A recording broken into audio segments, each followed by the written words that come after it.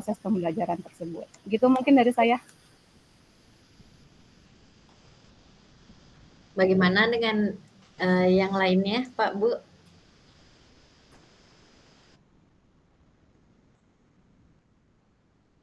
Mungkin dari Pak Afif, bagaimana tanggapannya?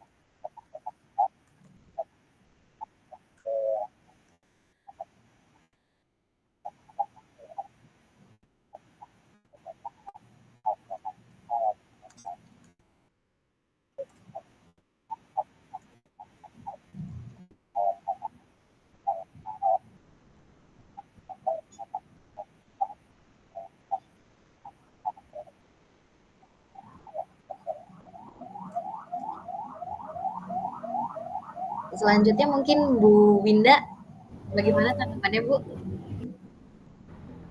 Baik, terima kasih waktunya. Uh, Sebenarnya hampir sama ya jawabannya dengan Miss Jane karena kita sama-sama guru dan sebelum memulai pembelajaran kita selalu mempersiapkan modul pembelajaran atau bahan-bahan untuk pembelajaran, bahkan bukan hanya saat pertemuan pertama tapi sampai 1 tahun ke depan kita sudah minimalnya 1 semester ke depan kita sudah merancang semua rencana pembelajarannya agar pembelajarannya tidak melenceng kemana-kemana dan tujuan pembelajaran kita tercapai. Jadi untuk pembuatan perencanaan itu sudah pasti semua menggunakan itu. Gitu. Kalau menurut Ibu Heni? Terima kasih.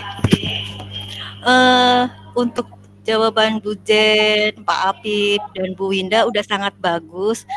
Saya cukup menambahkan saja, dengan adanya perencanaan pembelajaran, otomatis guru akan bisa memanage kelas. Jadi manajemen kelas akan tercipta, sehingga timbul siswa tersebut akan termotivasi untuk mengikuti suatu proses pembelajaran. Cukup itu saja jawabannya. Bu Cynthia? Terima kasih Ibu. Sama saya juga tidak jauh berbeda ya Bu dengan rekan-rekan saya yang lainnya, teman saya yang lainnya. Yaitu kalau saya dalam memanfaatkan pembelajaran digital di kelas itu, saya menggunakannya sama Bu Chromebook. Kadang saya juga menggunakan Google Slide atau Google Dokumen gitu. Jadi mereka itu saya biasanya belajarnya tuh secara berkelompok ya Bu, berdiskusi gitu ya. Jadi nanti itu mereka itu bersama teman diskusinya itu secara kolaboratif menggunakan Google Dokumen atau Google Slide gitu dalam menyelesaikan tugasnya seperti itu. Baik, terakhir dari Pak Ibu. Ya, terima kasih Bu. Sebenarnya sama saya juga Bu. Tidak jauh berbeda dengan guru-guru lain. Memang untuk tahap perencanaan ini memang sangat penting sekali untuk proses pembelajaran. Apalagi kan kita sebagai KSRG, kandidat sekolah rujukan Google, untuk perencanaannya harus dengan matang. Apalagi fokus kita kan mengenai digitalisasi ini pasti alat atau media pembelajarannya. Nah, untuk alat dan media pembelajarannya, saya sudah memakai platform dari Google ya, aplikasi-aplikasi dari Google yaitu Google Slide, Google Doc, Google Spreadsheet dan lain sebagainya. Nah, itu memang sangat membantu sekali buat saya dan khususnya bagi siswa juga akan sangat menggembirakan untuk memaksimalkan alat Google ini. Nah, cukup sekian, Bu. karena ini kita diskusi, nanti semisal ada yang satu menjawab, langsung aja ya Pak Bu disambung sama yang lain gitu. Siap, Bu. Siap Ibu. Lanjut nih Pak, gimana sih pernah nggak Ibu dan Bapak ini menghadapi masalah dalam mengajar? Lalu teringat nih pola atau cara yang dulu udah pernah berhasil diterapin di kelas sebelumnya. Terus gimana pola itu membantu menyelesaikan si masalah yang baru ini Bu? Bu, mulai dari siapa aja bebas. Bangga Pak Apip. Ya, Bu Winda, Pak Apip.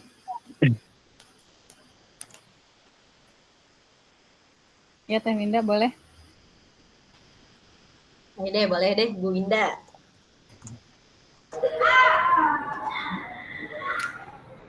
Oke. Jadi kalau kan tiap tahun kita ganti kelas ya, Kak, panggilnya Kak atau Ibu ini? Kak boleh, Ibu boleh, bebas. Mbak aja Bu. Oke. Boleh, Mbak. namanya aja Pak Bu. Jadi tiap tahun kan kita selalu ganti kelas, otomatis ganti juga siswanya, permasalahan-permasalahannya juga sama tapi beda gitu. Jadi untuk mensiasati masalah yang timbul baru nanti atau yang sedang terjadi itu biasanya saya selalu flashback pembelajaran yang sebelumnya di tahun-tahun sebelumnya. Apa nih yang misalkan bisa kita perbaiki gitu. Kadang kan respon siswa juga berbeda. Nah dari situ lebih banyak searching sih, lebih banyak mempelajari materi-materi baru, metode-metode baru, pendekatan ke siswa baru, karena bisa jadi pendekatan yang A ini bisa dilakukan di kelas A yang sekarang, tapi tidak bisa dilakukan di kelas A yang nanti misalkan. Nah dari situ biasanya, nggak cuma saya ya, biasanya hampir semua guru juga selalu mencari metode-metode baru yang bisa menyesuaikan dengan keadaan anak-anak sih. Terus masalah-masalahnya juga, karena ada beberapa metode yang bisa menyelesaikan satu masalah, tidak bisa menyelesaikan masalah yang lain. Mungkin dari situ aja. Lebih banyak belajar untuk diri sendiri juga. Lebih banyak latihan dan pembelajaran. Mungkin itu saja. Iya. Boleh ya Bu dari saya. Kan kalau sekarang kita kenal sebagai pembelajaran diferensiasi. Nah, tentu setiap kelas itu selalu aja ada permasalahan, entah itu dari motivasi siswa, entah itu kitanya sendiri yang bermasalah sebagai guru mungkin ya, ataupun masalah-masalah lain yang muncul ketika proses pembelajaran. Nah, dengan adanya metode pembelajaran berdiferensiasi, itu alhamdulillah itu bisa membantu guru dan juga siswa untuk memetakan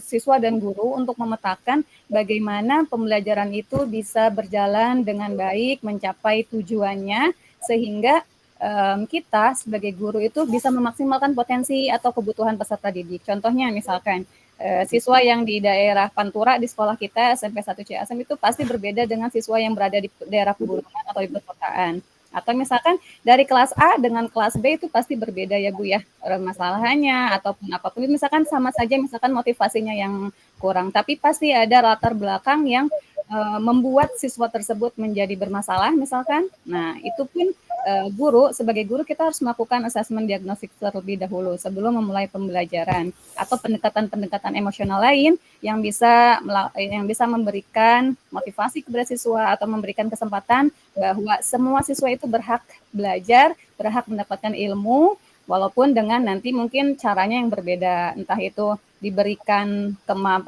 tingkat kemampuan yang berbeda tapi tanpa dibedakan ya, karena khawatirnya ketika dia mendapatkan soal atau pertanyaan atau tugas seperti ini, dia bertanya, Bu, kenapa tugas saya kok beda sama yang lain? Nah, itu jangan sampai siswa merasa dibedakan, walaupun pembelajarannya memang berdiferensiasi. Mungkin itu yang bisa kita lakukan ketika sebagai seorang guru, ketika kita menemukan masalah-masalah, dengan melakukan pendekatan-pendekatan model pembelajaran yang sekarang sedang in juga ya Bu ya, bisa pakai pembelajaran mendalam gitu, bisa pakai diferensiasi, bisa pakai yang lain-lainnya, atau pengalaman saya sendiri sih biasanya, misalkan dalam sehari itu ada 3 kelas, misalkan taruhlah kelas 9A, B, dan C. Biasanya di kelas pertama itu trial and error. Kita pakai RPP misalkan yang sama, tapi diagnosisnya tentu berbeda. Nah, ketika di kelas A, oh iya ini kekurangannya di bagian ini nih. Nah, nanti di kelas B itu biasanya penyempurnaan dari kelas sebelumnya. Oh iya tadi saya kurang dalam hal ini. Berarti di kelas nanti di selanjutnya saya harus seperti ini. Itu selalu menjadi pelajaran buat saya. Berarti rencana pembelajaran yang dibuat itu kurang sesuai dengan sebenarnya proses pembelajaran yang berlangsung gitu. Itu menjadi salah satu pengalaman pribadi saya yang sering saya rasakan ketika melakukan sebuah pembelajaran. Dan tentunya ada masalah-masalah di balik setiap kelas tersebut. Gitu mungkin Bu dari saya. Ada lagi yang mau menambahkan Bapak Ibu? Pak Apip udah siap Bu. Pak Apip. Cuman mau menambahkan Ibu. Saya sangat setuju dengan jawaban Bu Jen, Bu Winda, terutama yang bagian kalau kita awal memasuki pembelajaran, pasti kita memasuki kelas pertama, pasti kita akan melakukan asesmen awal terlebih dahulu. Karena setiap siswa itu berbeda-beda cara untuk mengambil pelajaran yang akan kita jelaskan. Ataukah itu ada yang dalam bentuk audio, kinestetik, dan ya itu pokoknya ya Bu ya, 3 itu. Terus nah dari ketiga itu nanti kan kita bisa lihat, bisa dikelompokkan bagaimana siswa tersebut memahami proses pembelajaran yang akan kita jelaskan. Saya sendiri sebagai guru mata pelajaran matematika ya Ibu, di sini saya di kelas KSRG biasanya di sini kan ada materi itu membuat diagram. Nah, biasanya anak suka dilihat materinya tuh berupa konten terlebih dahulu, anak menonton bagaimana sih cara membuat diagram. Nah, kebetulan kita KSRG. Nah, untuk membuat diagram itu Google punya alatnya yaitu Google Spreadsheet. Nah, disinilah siswa bisa dengan guru berkolaborasi dalam materi untuk membuat diagram tersebut. Jadi untuk pembelajaran matematika sendiri biasanya lebih seru dengan menggunakan konten. Jadi siswa bisa memahami pelajaran yang saya jelaskan. Terima kasih Ibu.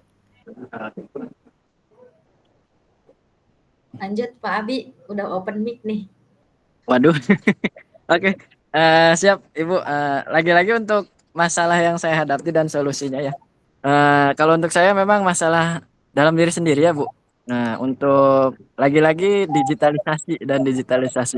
Nah untuk digitalisasi ini mungkin banyak permasalahan terkendala di alat ya Bu. Alat seperti misalkan kan harus memakai Infocus. Nah saya sering berebutan sama Bu Jen tuh untuk Infocus. Nah dalam tahap perencanaannya saya awalnya ingin menggunakan Infocus tetapi sudah ada yang memakai. Nah, untuk perencanaan atau solusi yang lainnya mungkin saya akan alihkan mungkin ke ini, ke lab komputer yang punya Pak Apip tuh, Bapak, Ibu. Atau enggak nanti saya arahkan ke perpustakaan karena memang kami sudah punya whiteboard interaktif di perpustakaan. Nah, seperti itu.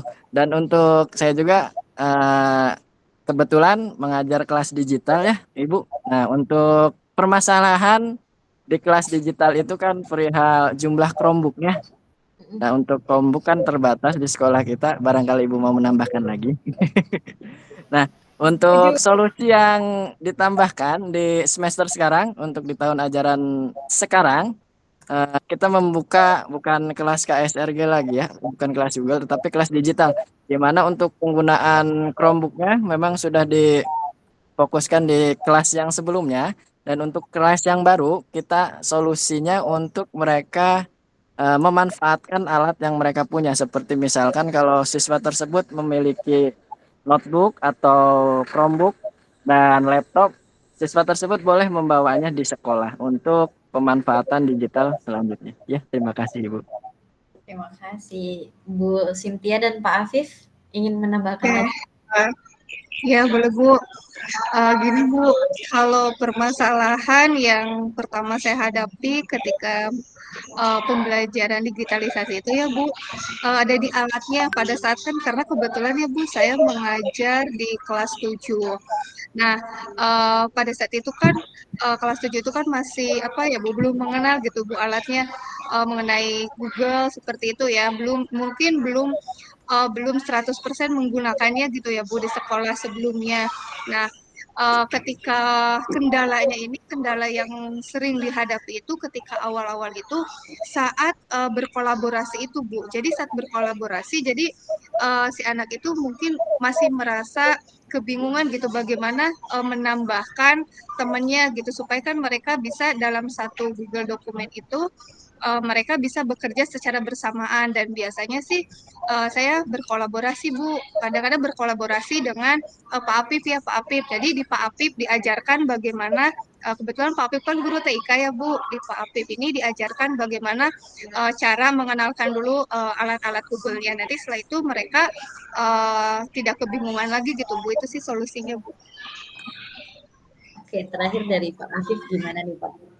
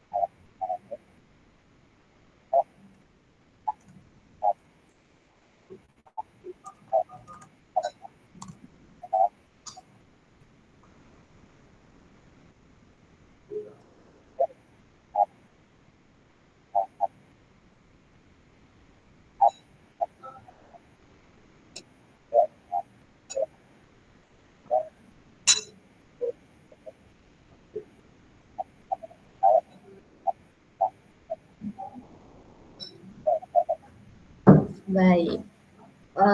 Pernah nggak sih Ibu dan Bapak nih merasa perlu mengubah cara lama dalam mengajar karena nggak cocok banget nih sama situasi sekarang? Kalau iya bisa diceritain mungkin dari Ibu Cynthia. Oke, terima kasih Bu. Ada sih Bu, apa ya dalam penggunaan kan biasanya Bu sebelum kita melakukan pembelajaran digitalisasi ini ya Bu, digitalisasi pembelajaran ini uh, waktu itu kan pernah pakai buku paket ya Bu ya. Nah, pas pakai buku paket ini kadang-kadang siswa tuh merasa bosan gitu Bu pada saat pakai buku paket ini. Jadi membaca kadang-kadang mereka apa ngantuk gitu Bu. Kadang-kadang ngobrol seperti itu. Nah, dengan adanya digitalisasi pembelajaran ini gitu ya, apalagi di kami itu kan menggunakan ini ya Bu, IFV kalau di kelas digital itu ya Bu. Nah, menggunakan aplikasi-aplikasi pembelajaran, kuis-kuis, jadi mereka tambah bersemangat gitu Bu belajarnya itu. Nah, dan memang ini dirasakan gitu oleh saya ada perbedaannya gitu Bu. Antara kelas misalnya saya pernah waktu itu kelas 7 D itu saya gunakan pakai buku. Ketika di 7C itu dia menggunakan aplikasi kuis gitu, pembelajaran digital ini ya. Nah, jadi emang ada perbedaannya sekali Bu, terasa banget perbedaannya seperti itu. Jadi berpengaruh juga ke gaya belajar anak sekarang gitu Bu, mungkin seperti itu. Yang lain mungkin ada yang ingin sharing lagi?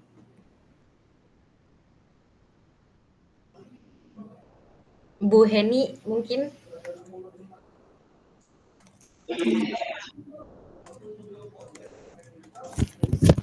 Terima kasih Bu. Paling emang dulu kita itu difasilitasi oleh buku paket dan lembar kerja siswa ya. Benar dengan tadi atas jawaban Bu Cynthia.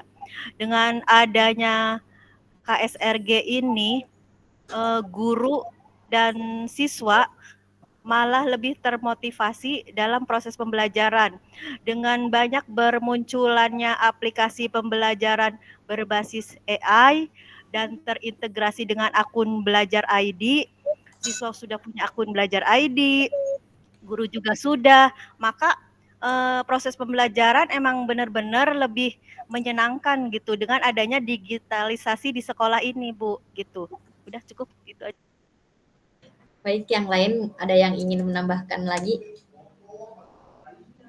Menambahkan sedikit ya Bu, terkait metode lama dan metode baru atau digitalisasi pembelajaran. Sebetulnya metode lama tidak bisa kita pisahkan di hari ini karena kita tetap sebagai seorang guru ataupun seorang pendidik, seorang pembelajar, kita tetap harus belajar menggunakan metode lama juga karena kita tidak bisa lepas dari sana karena awal mula adanya ilmu adalah dari metode lama.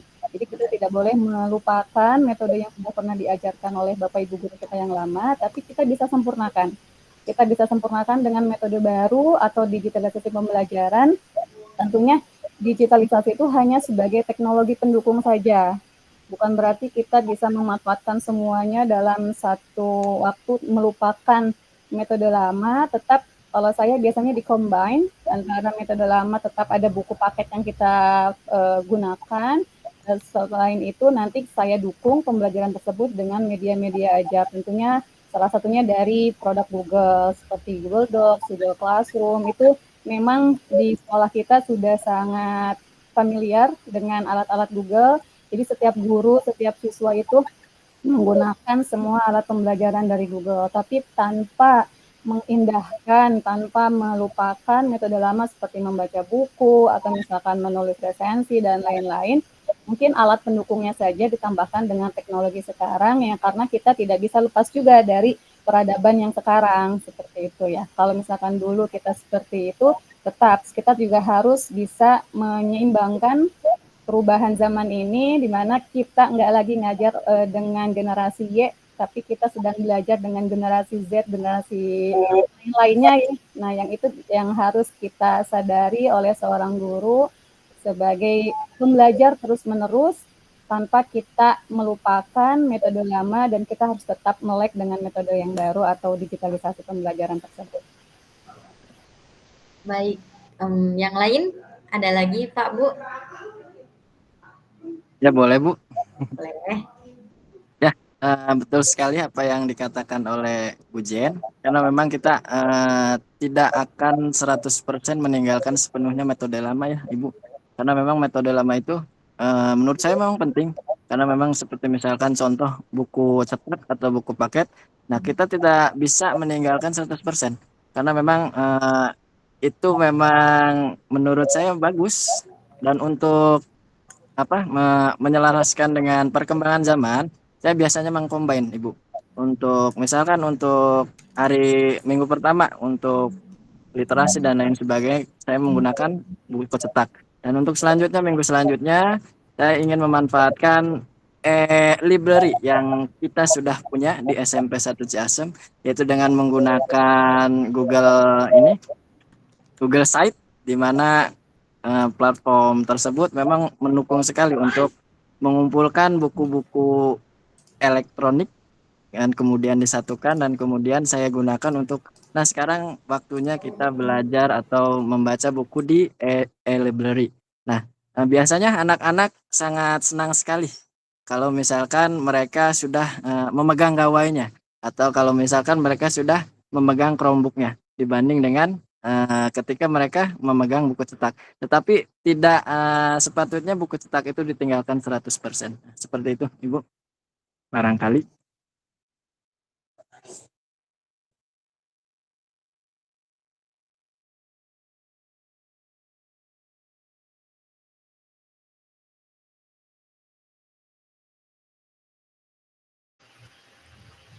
Halo Bu, nge-freeze ya? Sepertinya, Bu. Iya, silakan Pak Apip. Apip dewa ya. Papip hoyong, wih Papip, Bu Bening kayaknya nge-freeze. AA itu backgroundnya di belakang apa, Abi? Oh ini, sini Bu. Tuh, Enggak di masjid, lagi nyumput di masjid rame Bu. Oh, rame. Ya, kan belum beres. Tadi kita lagi makan bosku. Bahaya Papip, Wen todong wae.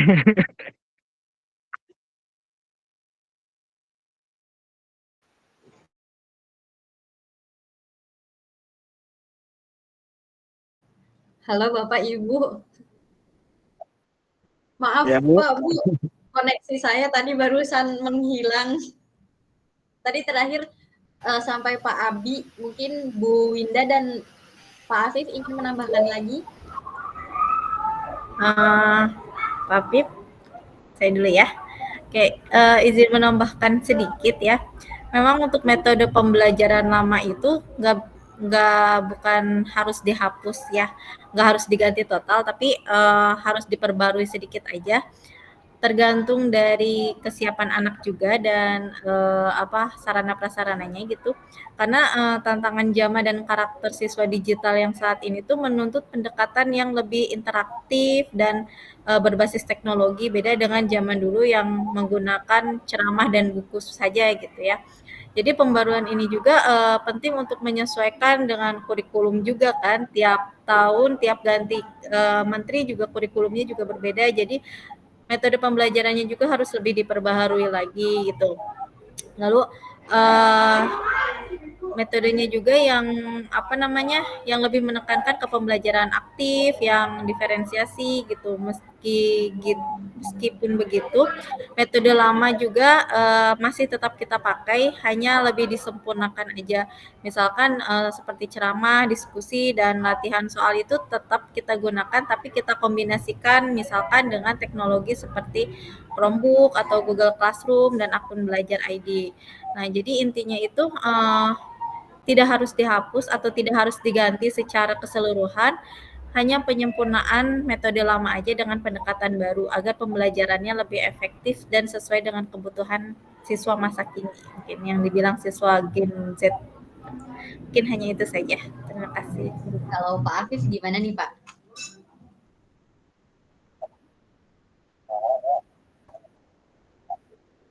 Oke. Kalau dalam kegiatan mengajar atau administrasi sekolah yang pakai Chromebook, biasanya Bapak dan Ibu nih suka memanfaatkan fitur-fitur apa saja? Mungkin kita mulai dari Pak Afif. 7 Bu, bagus.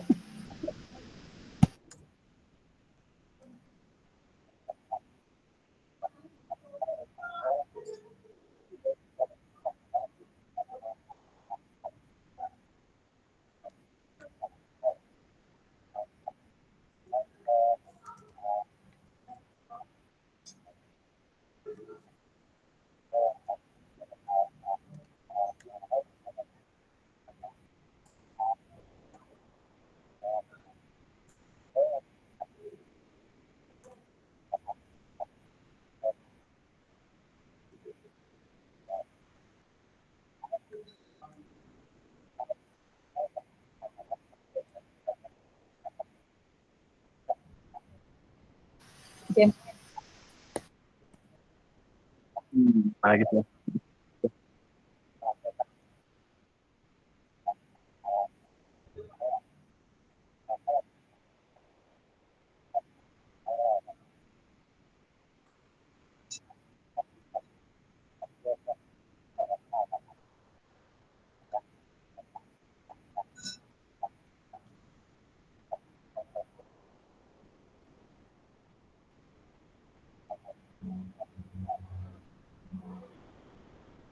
Kalau yang lainnya gimana nih?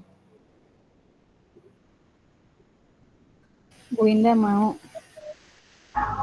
Hampir sama sih Bu, apa yang kita gunakan karena kita satu perguruan saat pelatihan saat pelatihan Google level 1 kita sama-sama. Jadi yang di sini itu kan sama-sama pelatihan. Jadi apa yang kita gunakan di kelas itu hampir sama seperti itu. Ini kayak menggunakan Google Classroom, menggunakan apa namanya Chromebook, Google Form dan lain-lain itu sudah kita gunakan semua. Nah itu belnya Pak, pakai Google. Nah itu belnya Bu. Scale belum Bu Indah? Scales itu belum disinggung sepertinya Bu Indah. Udah jamnya jam masuk. Scale. Tadi sudah dibahas sama kita juga punya Scales yang biasa digunakan oleh guru-guru. Jadi Scales itu portal seluruh kelompok guru mata pelajaran atau kombel.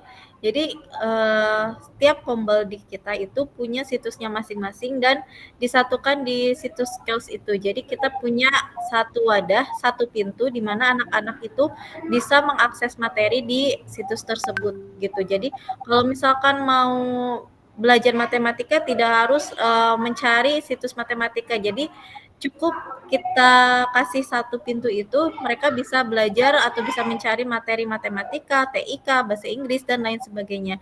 Jadi anak tidak harus menyimpan beberapa alamat situs yang mungkin ribet dan nggak tahu di mana nyimpannya. Jadi kita cukup kasih satu situs itu. Jadi anak-anak bisa semuanya masuk di situ, gitu, mengakses pembelajaran, terus melihat absensi, melihat dokumentasi, semua ada di situ.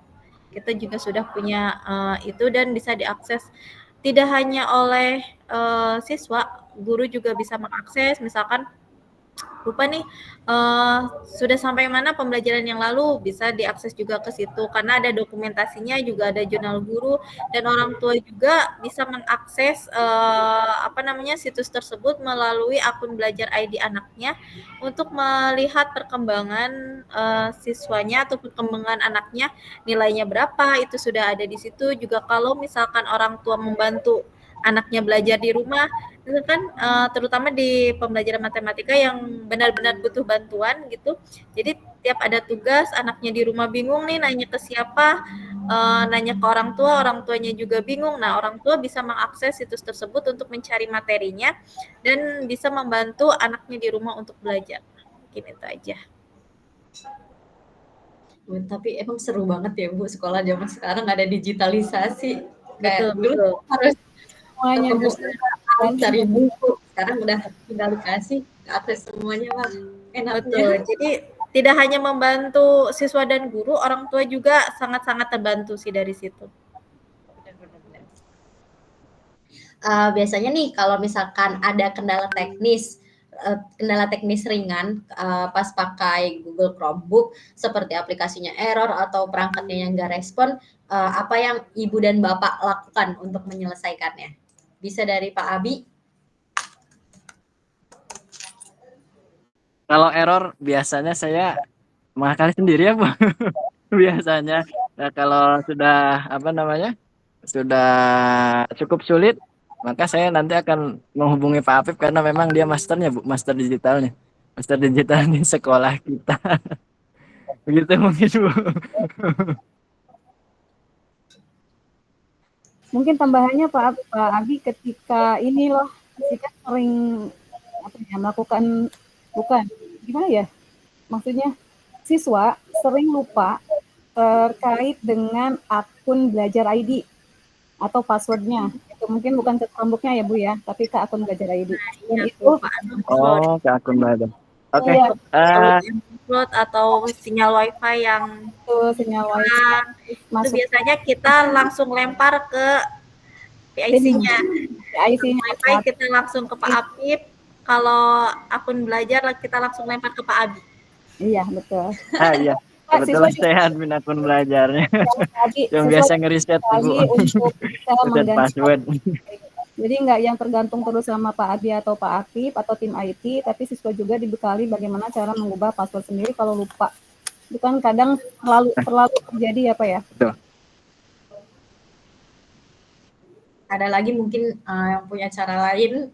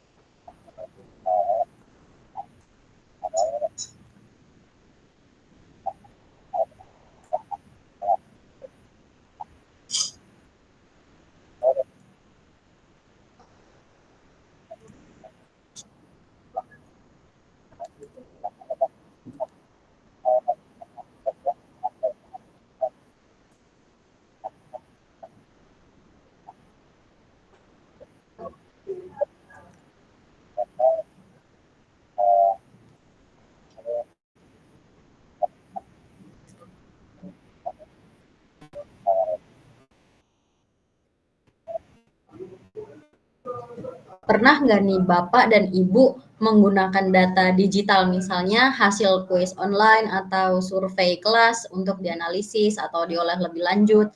Terus juga gimana Ibu dan Bapak ini memahami proses data tersebut menjadi grafik atau informasi yang berguna? Cocok dijawab sama Pak Apip sama Pak Abi sih ini. Yang selalu ya ketika kita kan main tuh kita ujian online ya Pak ya. Kita setiap ujian malah sebelum adanya KSRG Bu, sebetulnya kita sudah menggunakan Google Form ya Pak Abi dan Google Site. Itu kita selalu gunakan. Otomatis kan kalau Google hasilnya kuis ya Bu ya. PG gitu, BCD dan lain-lain. Nah, itu biasanya nanti tim dari IT, Pak Abi, Pak Apip dan teman-teman itu yang biasanya mengolah menjadi data-data grafik dan lain-lain. Mungkin bisa dijelaskan oleh Pak Abi dan Pak Apip.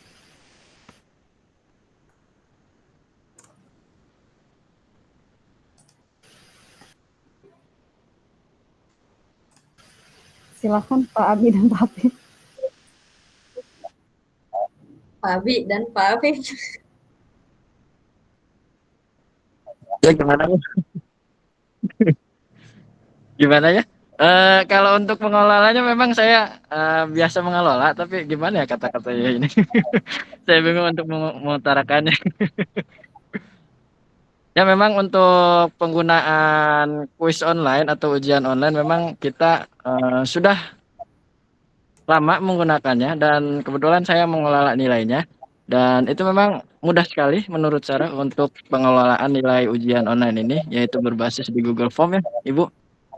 Dan biasanya sudah mudah, nanti akan saya permudah untuk penyajiannya ke guru-guru setiap mata pelajaran dan juga untuk siswa-siswa yang ingin mengakses bahwa nilai aku tuh berapa sih, seperti itu Ibu paling.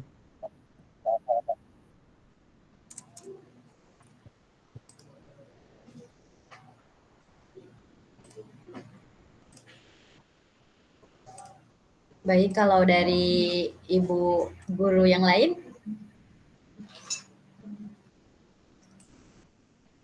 Halo. Mangga Pak Apip.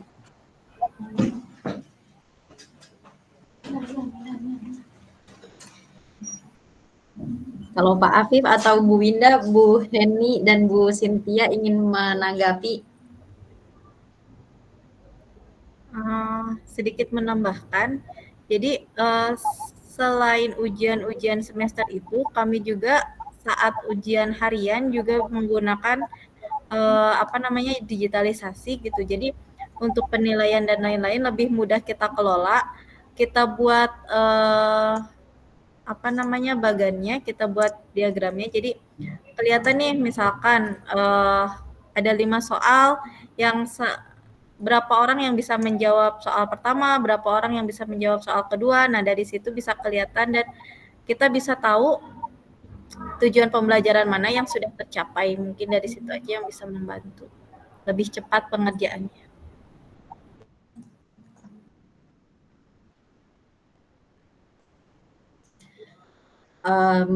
Bapak dan Ibu ini adakah memiliki kebiasaan seperti menginstal aplikasi pembelajaran atau aplikasi pendukung kerja, lalu menghapusnya jika aplikasi itu sudah tidak digunakan? Apa yang menjadi pertimbangan Bapak dan Ibu dalam memilih aplikasi tersebut? Mungkin bisa dimulai dari Bu Heni.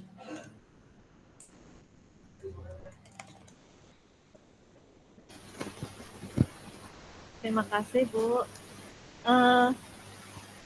Saya kan mengajar matematika. Nah, untuk mencari aplikasi pembelajaran ini, apakah aplikasi kan belum tentu cocok ya dengan pembelajaran, misalkan bahasa Inggris, apakah dengan aplikasi ini cocok, apakah dengan aplikasi ini matematika juga cocok. Jadi emang harus pintar-pintar memilih aplikasi yang tepat agar pembelajaran itu bisa bermakna. Jadi biasanya kalau memang ada aplikasi pembelajaran yang misalkan sekarang kan ada yang terintegrasi dengan Canva ya Bu ya, yang dengan Chromebook juga, itu bisa digunakan dalam pembelajaran matematika dan siswa bisa mengikutinya. Terus untuk hambatan sendiri, kalau memang aplikasi pembelajaran tidak bisa diikuti oleh siswa, ya tidak memaksa juga.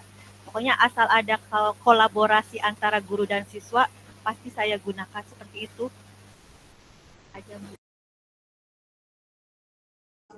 Terima kasih. Mungkin Ibu dan Bapak lainnya. Perihal hapus menghapus ya Ibu, aplikasi ya. Untuk pengalaman saya, paling untuk perihal hapus menghapus adanya di tahap uji coba ya. Paling sehari 2 hari untuk tahap uji coba aplikasi tersebut.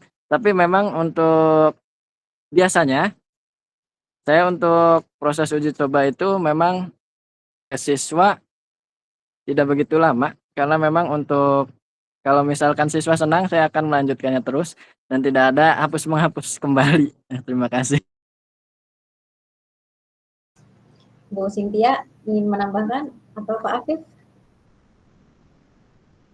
Pak Afif dulu boleh, Pak Afif.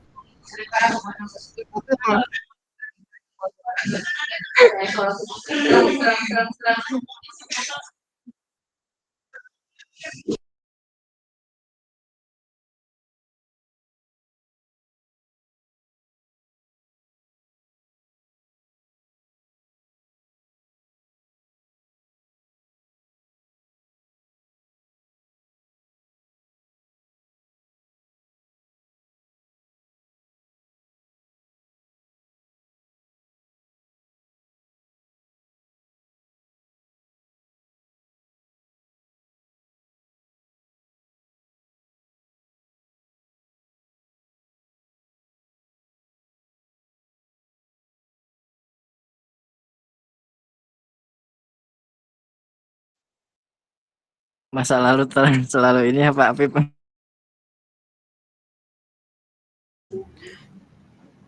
Bu Cynthia ingin menambahkan atau Bu Zainab? Oke Bu, boleh sedikit menambahkan Bu, untuk penggunaan aplikasi pembelajaran, biasanya sih saya menggunakannya yang terintegrasi dengan akun Belajar ID Bu. Nah, biasanya kalau itu sih Bu, paling menggunakan kayak kuisi seperti itu Bu, yang terintegrasi dengan akun Belajar ID gitu. Misalnya kalau aplikasi tersebut dirasa kurang maksimal oleh siswa, mungkin mencoba dengan aplikasi pembelajaran yang lain gitu Bu, seperti itu. Baik, Bu Zainab ingin menambahkan? Halo Bu, kedengaran nggak? Tadi nge-freeze soalnya di saya. Ada ya? Sudah terdengar jelas. Terus.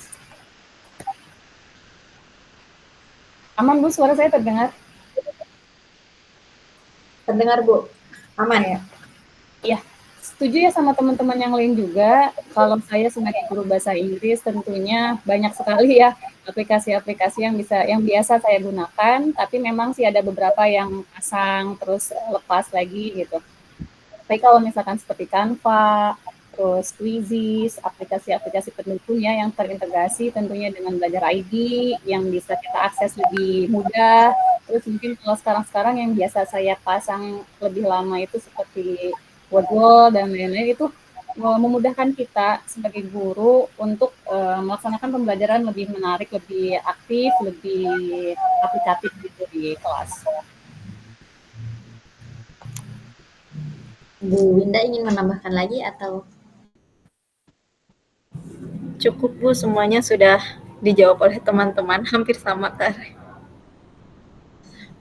Oke, biasanya nih Pak Bu, dalam kegiatan kerja tim atau kolaborasi dengan sesama guru, gimana Ibu dan Bapak biasanya melibatkan rekan-rekan dalam menyusun rencana dan mengambil keputusan bersama?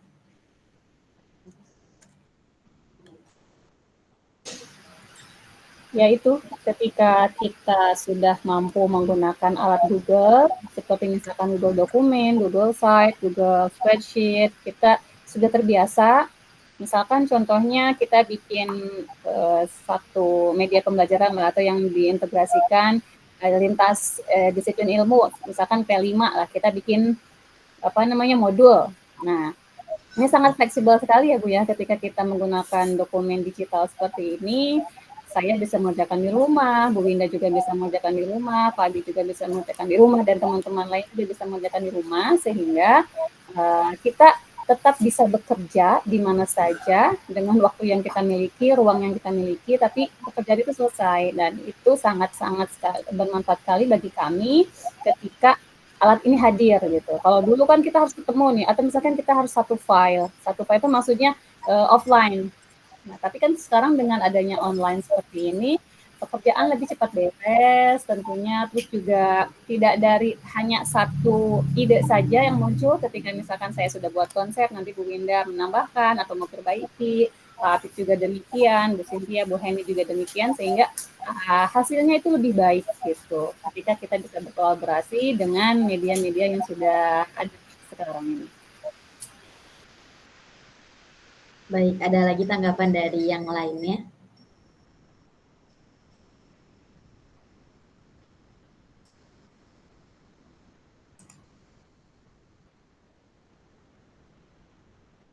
Kita udah sering banget sih ya kolaborasi, bukan hanya di Google Dokumen ya, karena ini sih Bu, kita itu lumayan ya sekolah yang selalu mengikuti setiap cabang lomba.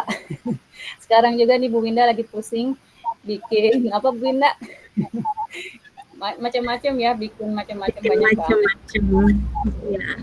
Kita bukan hanya kolaborasi dengan sesama guru Bu, kita kolaborasi juga dengan siswa. Misalkan kita sekarang ada lomba SIF ya Bu Winda ya. Nah, Ya, ketika betul. lomba SIF itu anak-anak juga sudah terbiasa menggunakan alat Google Dokumen atau misalkan Google Slide lain-lain itu untuk kolaborasi. Misalkan di rumah mereka ketika lenggang, kalau di sekolah kan waktunya belajar misalkan, nah di rumah mereka bikin proposal atau bikin apa tugas-tugas sekolah yang berkolaborasi tentunya.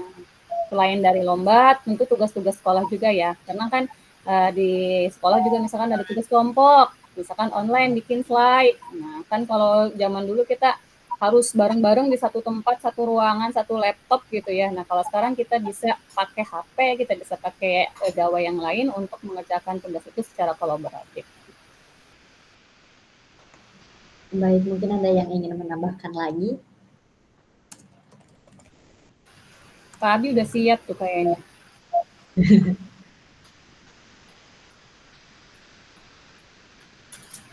Ya, Ibu, memang betul ya untuk alat-alat Google ini memang sangat mendukung sekali. Intinya itu fleksibilitasnya sangat bagus sekali untuk alat-alat Google ini untuk menunjang pembelajaran, untuk kerjasama kolaborasi antar mata pelajaran juga dengan misalkan kalau ada event-event lomba dan lain sebagainya, memang kita sangat terbantu sekali untuk alat-alat dari Google ini.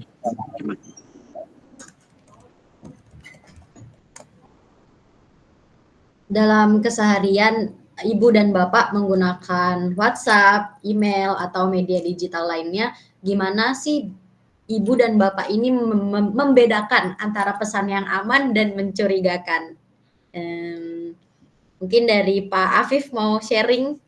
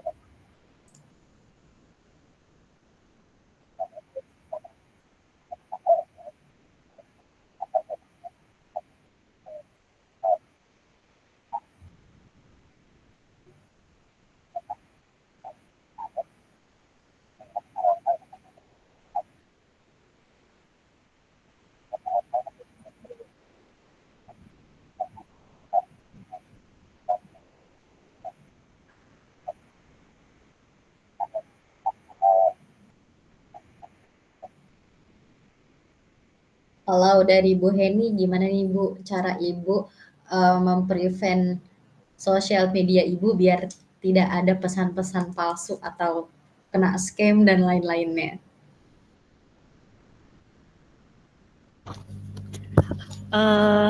Paling lebih menyaring Bu kalau ada pesan masuk apakah ini malware atau tidak.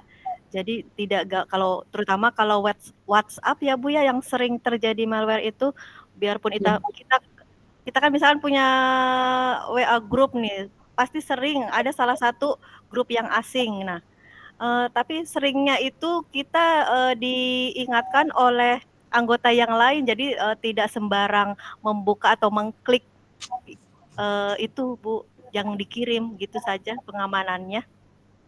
Terima kasih. Yang lain, Bu Cynthia, Pak Abi, Bu Zainab. Bu Cynthia itu udah siap, Bu. Sama sih ya Bu, dengan tadi Bu Heni kayak gitu, paling menyaringnya dan sama juga sih dengan Pak Apip tadi Bu sudah terwakilkan Bu jawabannya.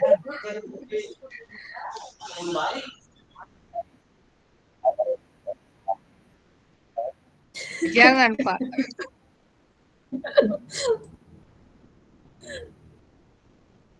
Pak Abi, Bu Zainab, dan Bu Winda ingin menambahkan lagi?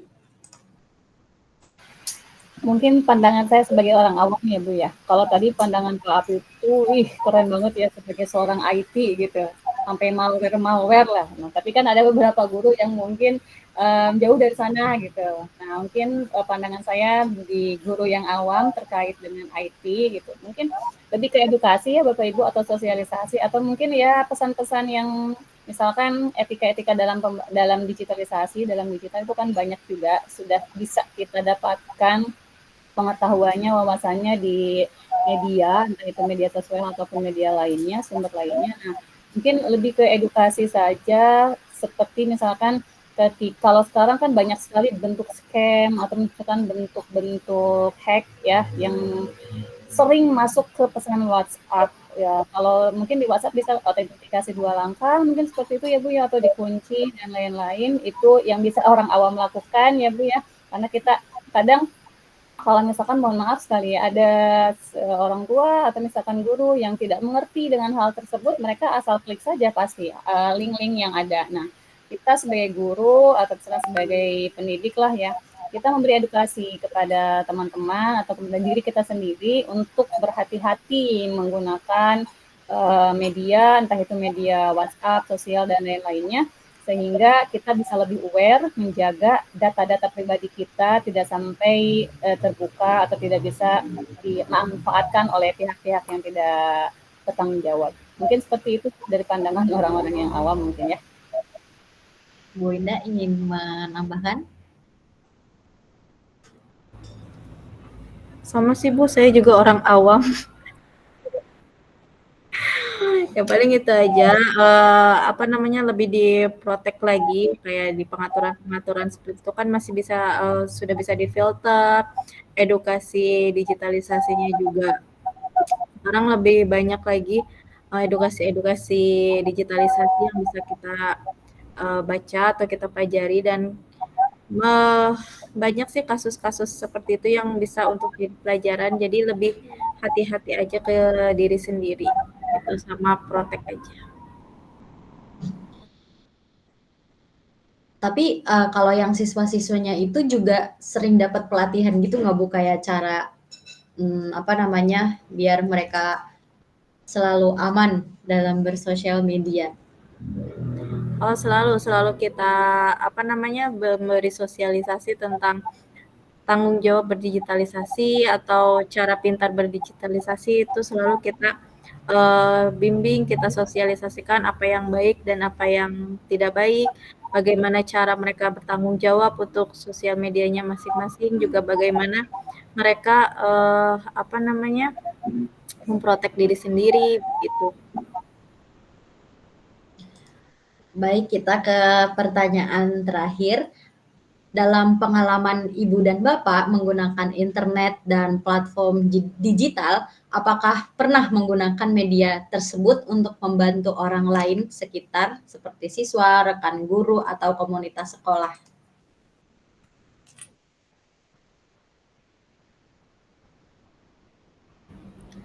Bukan pernah lagi ya Bu, tapi sering. Kita selalu menggunakan itu untuk membantu siswa atau rekan-rekan. Contoh misalkan siswa saya sedang mengikuti lomba gitu yang harus membuat proposal, membuat presentasi. Nah, saya di situ bisa masuk sebagai kolaborator untuk memantau apakah pekerjaan mereka sesuai dengan juknisnya, apakah keluar dari topik. Nah, di situ saya bisa membantu anak-anak untuk berkomentar karena bisa berkolaborasi bersama. Lalu untuk guru-guru juga, kita kan ada komunitas belajar mapel bersama. Nah, di situ kita selalu membuat model apa namanya, rencana pembelajaran bersama. Nah, di situ bisa saling membantu antara tingkat pengajar kelas 7, kelas 8, kelas 9 gitu. Jadi selalu menggunakan itu untuk membantu yang lain. Mungkin itu saja. Ada yang ingin menyampaikan pendapat lainnya? Pak Abi, mangga. Pak Abi kan suka membantu sesama. Mangga Pak Abi. Ya kurang lebih sama ya Bu, seperti Bu Winda. Karena memang untuk proses pembelajaran kita sangat terbantu sekali oleh alat digital ini. Nah, khususnya dari alat-alat Google. Dan untuk ada juga contoh seperti untuk email ya Bu, notifikasi email. Pada waktu itu juga kan saya pernah membantu anak yang HP-nya hilang. Nah, saya bisa ngeceknya dengan email dari anak tersebut karena memang bisa seperti itu. Nah, untuk pemaparannya mungkin nanti tekniknya memang harus langsung ya Bu untuk cara mengeceknya tersebut. Ada lagi yang ingin menambahkan Bu Heni, Bu Cynthia, Bu Zainab, dan Pak Afif sebelum mengakhiri sesi? Menambahkan saja Bu, moto apa slogan ya? Pokoknya untuk Google for Education itu solusi tepat dalam satu tempat. Itu saja, Bu. Terima kasih. Keren Teh Heni. Luar biasa. Sekalian pantunnya Bu Heni biasanya suka ngasih pantun selain ngasih moto. Oh iya, coba Bu, boleh Bu. Saya mau dengar. Pantunnya Bu. Biar Mina Ibu cakep, langsung. gitu, Bu. Kita nanti yang jawab cakep.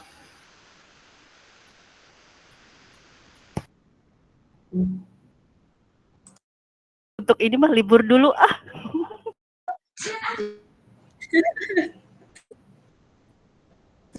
Lembur aja Bu, jangan libur.